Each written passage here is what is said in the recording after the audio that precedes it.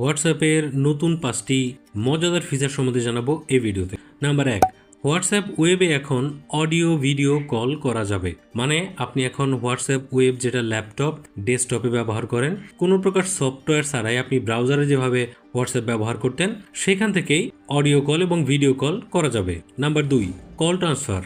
চলমান phone call আপনি mobile ফোনে যখন কথা বলতেছেন সেই কলটাই আপনি ট্রান্সফার করতে পারবেন কম্পিউটার বা ওয়েবের মাধ্যমে ব্রাউজারে, কোনো প্রকার কল কাট না করি, মানে কল কেটে না দিয়েই সহজেই স্থানান্তর করা যাবে।